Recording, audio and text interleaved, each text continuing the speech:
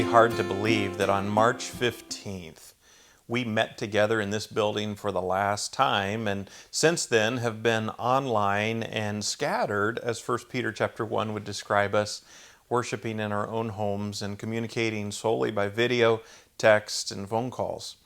This has been a really unique season, and I want you to think back to that Sunday when we were back together, that I encouraged you to build a toolbox of passages that you would spend time with. And so many of you have done that. You have given good time and energy studying some of those passages. For instance, you remember that we put into our toolbox for this time Psalm 46. Now, what Psalm 46 does for us is it teaches us how to think right about God. It's such a powerful passage for that. It reminds us that God is a very present help in time of trouble. And you have studied that, you have read that, and I want you to stay with that tool.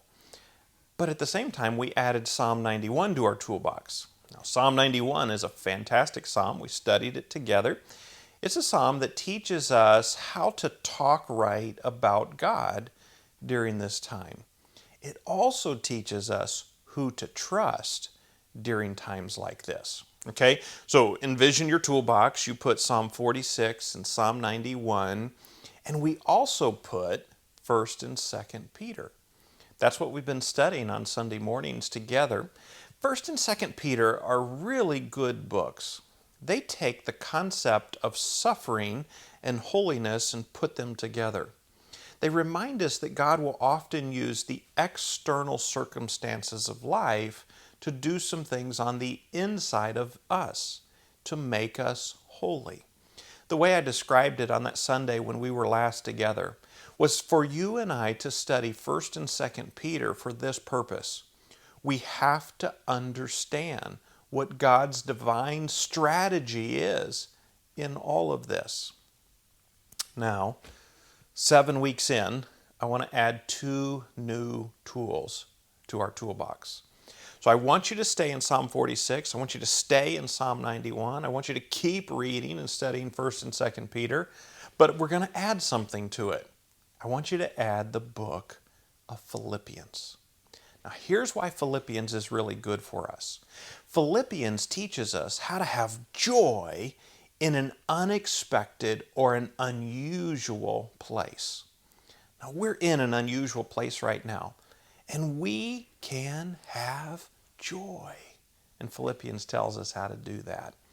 One friend of mine, he described Philippians as a cool glass of water on a hot day. It's a refreshing book. It's not going to be a book that severely convicts you, though conviction may be there. It's really going to be a book that encourages you and equips you to know how to have joy in this season. There's some terms that I'm seeing all over town. For instance, I'm hearing and seeing the phrase quarantine craving, talking about what is it that you're craving in this time of quarantine that you can't wait to get when you're out of this. The other phrase I'm hearing quite a lot is the idea of quarantine fatigue. I, for one, think that's a real thing. I'm seeing it and hearing it in our own congregation. It's just a fatigue that comes from being in a time of abnormal routine. I mean, what we're doing day in and day out isn't normal. And the abnormality of it really just creates a fatigue. And Philippians helps us have joy even in the midst of fatigue. So add the book of Philippians, but also add one more chapter. It's Psalm 37. Now, in just a couple of weeks, on a Sunday morning, we're going to study Psalm 37 together. But in the meantime, here's what Psalm 37 does for us. Psalm 37 teaches us how to think right about wicked people.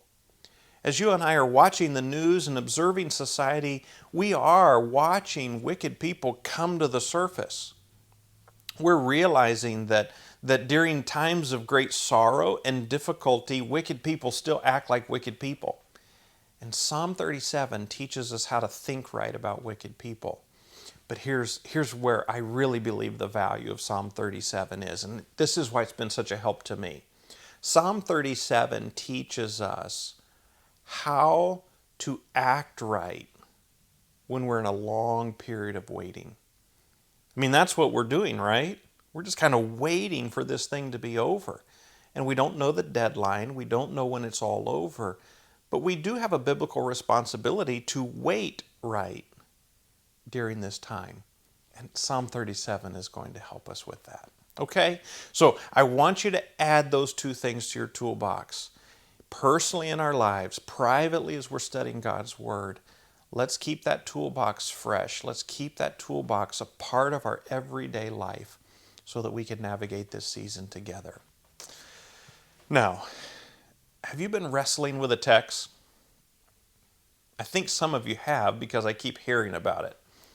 In my own home, we've wrestled with this text. It's a text out of Hebrews chapter 10 and verse 25 when the Bible says that we are not to forsake the assembling of ourselves together. Now, maybe you're watching this and you have wrestled with some of the conviction and maybe your own conscience that not meeting together on Sunday is your disobedience to that command of Hebrews 10:25. Now, let me help us, okay? This has been a help to my own family during this time. That word forsake is a very helpful word to understanding how to process all of this. That word forsake has the idea of to discard with disgust, to throw something away. To say when it comes to assembling ourselves together as a church, I don't want that. And to raise our voice and to kind of with disgust say, I don't want any of that. Now, I don't know anyone in our church who on March 15th, as we walked out of the door, kicked their heels together and said, I'm done with this. None of us did that. In fact, most of us are longing to be back together. The presence of that longing to be back together is a good indication that you have not disobeyed Hebrews 10:25. If you were rejoicing that you don't have to be with God's people, then I would say you are disobeying Hebrews 10:25. So, don't feel guilty. Instead, just long to be back together with God's people. And when that day comes, we'll rejoice that we're all back together. Now, in the meantime, I want you to do a couple things for me. Okay? Number one, over this next couple of days, would you send me some of your questions? For instance, one question I know that many of you have is, hey, when are we going to meet back together? Maybe a question is, when we meet back together, what will be different? Maybe a question is, when we meet back together, what are we going to do? I need you to send me any questions that you have about the finances of our church, about the people of our church, about some of the decisions before us as a church. And next week, I'm going to put those questions together and I'm going to try to answer them by way of a midweek video so that I can do my very best to make sure that we know answers to what's going on. Number two, can you help me with something? This Sunday, when you gather together with your family for worship, or just as an individual or as a couple, when you gather together, would you take a quick picture of you getting ready to worship the Lord? Now, here's what I want you to do then. Take the picture and text it or email it to me. I'm going to do two things with it. One, I'm going to put those things together to kind of memorialize and remember this unique history in our church. Two, I'm going to put all those pictures together into a format where I can present them to you by way of a video in the next few weeks so that you and I can just be reminded of our church. We can see each other and say, oh, I remember them. Oh, they're worshiping in their living room. And so I need you to send me your pictures so that we can do that and be a blessing to one another. Hey, thanks for giving. Thanks for giving not just your regular tithes and offerings, but giving generously. Some of you have specifically given for the benevolence of some in our church. Thankfully, because of some of your giving, we've been able to help with a couple of bills For people who had some struggles in our church, we've also been able to help with some groceries and some other practical things for some people in our church. I really believe our people are well taken care of. And right now, both in health and financially, God has met the needs of our church. But in some of those situations, He met those needs through you. And I thank you for giving. We're 7 weeks into this. And if we're not careful, worship can get lazy. I don't want you to get lazy in your worship. Not because of what you're watching on Sundays, but because of who we are worshiping on Sundays. So 2 things. Let's declare this Sunday a no PJ day Sunday. Instead of just kind of lounging on the couch and spread out across the living room watching the film that's provided for you for worship, let's see if we can put ourselves together, not because of what we're watching, but because of who we're worshiping. And then number 2, would you consider this Sunday, what is something that we can add to the worship just to make it a little bit more special? So in your home, as a couple, individual, as a family, think between now and Sunday, what is something that I could add that just makes Sunday worship just a little bit more meaningful? As I conclude today, some of you are saying, where's Benneth? I miss her.